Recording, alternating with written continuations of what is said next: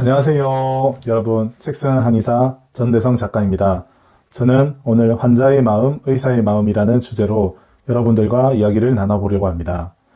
동상이몽이란 말이 있습니다. 한 침대에서 자면서 두 가지 꿈을 꾼다는 말입니다. 우리는 살면서 동상이몽을 꿀 때가 많습니다. 남편과 아내가 그런 경우도 있으며 부모님과 자식이 그럴 때도 있습니다. 병원에서 의사와 환자의 관계도 마찬가지입니다. 환자는 항상 불안합니다. 여기서 치료될 수 있을까? 비용은 비싸진 않을까? 얼마나 치료해야 될까? 항상 생각하게 됩니다. 반면 의사는 어떻게 하면 이 사람을 치료할 수 있을까? 치료하려면 한약이 필요한데 비싼 치료를 권하면 거부하지 않을까? 치료하다가 부작용이 나면 어떨까? 하고 생각하게 됩니다. 환자가 불안한 것은 당연합니다.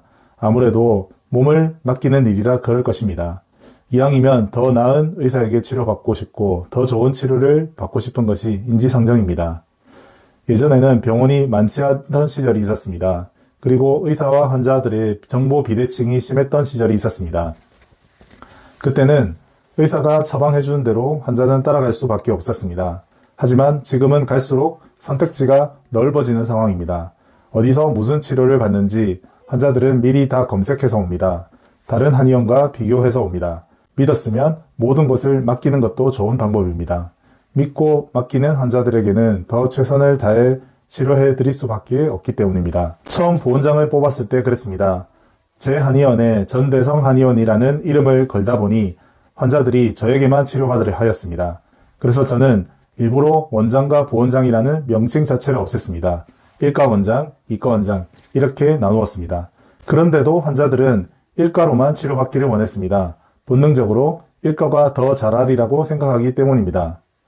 전대성 한의원인데 전대성이한테 치료받아야지 왜 다른 원장님을 배정해 주는겨?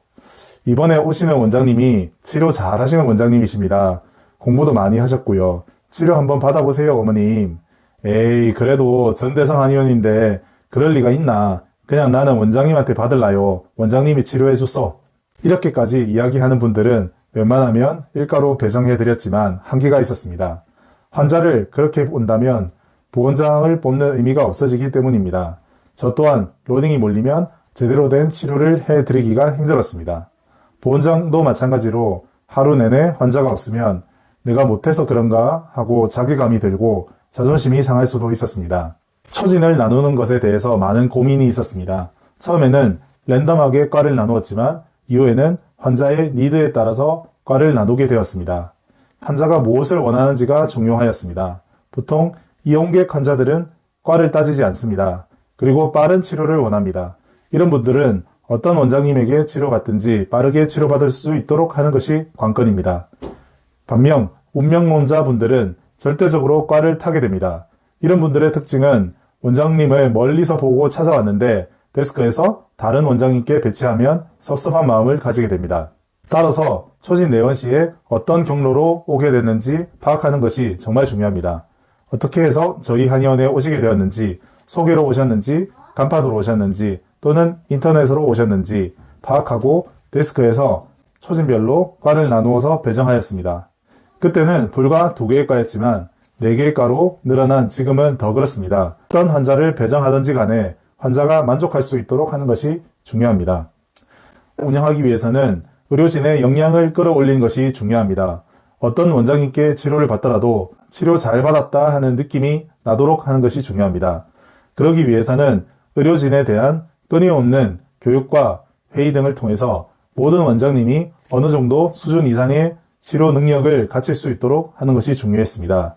저는 매주 MOT 회의와 한 달에 한 번씩 의료진 스터디를 통해서 원장님들의 치료 능력을 끌어올릴 수 있도록 노력했습니다.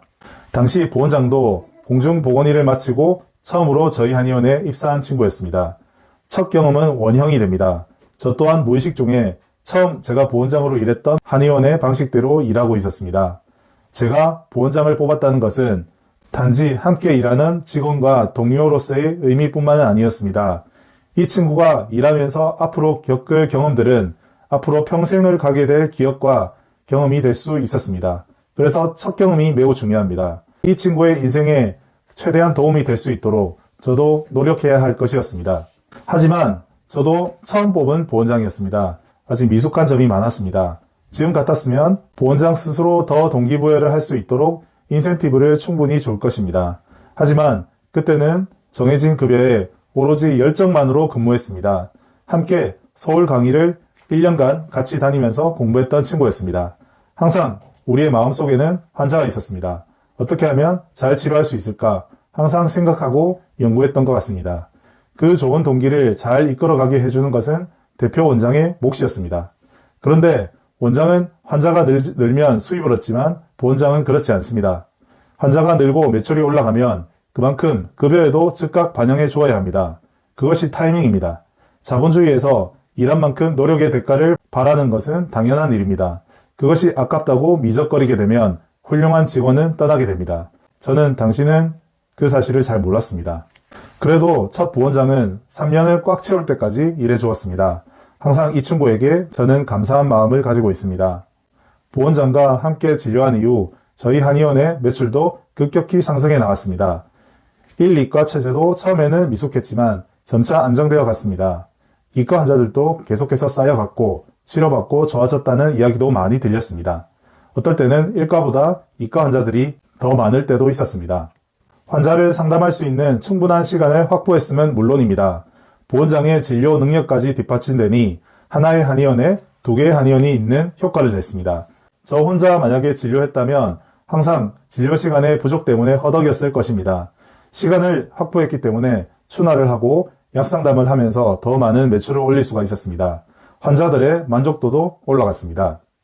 재미있는 것은 침 환자는 침 환자를 소개해주고 약 환자는 약 환자를 소개해준다는 점입니다.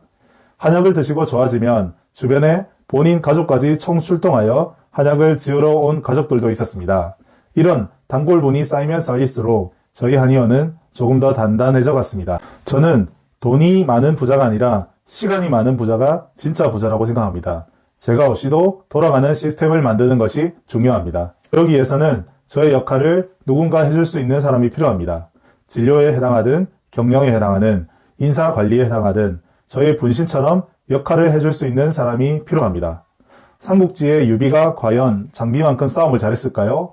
제갈공명처럼 지력이 뛰어났을까요? 유비는 모든 면에서 부족한 점이 많았던 사람입니다. 하지만 유비는 관우와 장비, 조은과 같은 맹장들 뿐만 아니라 제갈공명과 같은 책사들에게 모든 것을 맡겼습니다. 그리고 마음으로 이끌었습니다. 결국 유비는 총나라의 황제가 될 수 있었고 삼국지의 영웅으로 남아 있습니다. 훌륭한 리더는 직원에게 모든 것을 믿고 맡기는 사람입니다.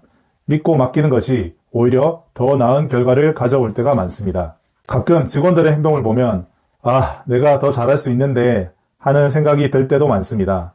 하지만 그렇다고 제가 모든 것을 맡아버린다면 결코 저는 다른 일을 할 수가 없습니다. 예를 들어서 한의원 비품이나 물건을 사는 일도 그렇습니다. 제가 검색해서 구매한다면 조금 더 저렴하게 살 수 있는 물건을 직원들은 조금 더 비싸게 사기도 합니다. 그렇다고 제가 물건을 사는데 시간을 투자하는 것보다는 조금 더 주더라도 차라리 직원들에게 맡기는 게 낫습니다. 믿기 전에는 신중해야 하지만 한번 믿으면 모든 것을 맡겨라 라고 이야기했던 삼성의 고 이건희 회장님의 말씀을 기억합니다. 부원장들을 믿고 맡기면서 성장할 수 있는 구조를 만드는 것이 오너의 역할이라고 생각합니다. 지금도 부족한 점이 많지만 앞으로도 저는 그런 구조를 만들기 위해서 노력할 것입니다. 이후에 환자분들이 와서 나는 전대성이에게 치료받으러 왔는데 왜 다른 과로 배정해 줍니까? 라고 말씀하시면 저는 단호히 말씀드립니다. 전대성이만큼 잘하는 부원장님들이요. 한번 맞아보시고 효과 없으면 다시 저에게 오소. 믿습니다. 부원장님들 화이팅! 이상 환자의 마음, 의사의 마음이라는 주제로 여러분들과 이야기를 나누어 보았습니다. 제 책은 지금 마지막으로 3번째 교정을 받고 있습니다. 11월 이후에 이제 책이 나오게 될 예정입니다. 앞으로도 많은 기대해 주십시오. 감사합니다.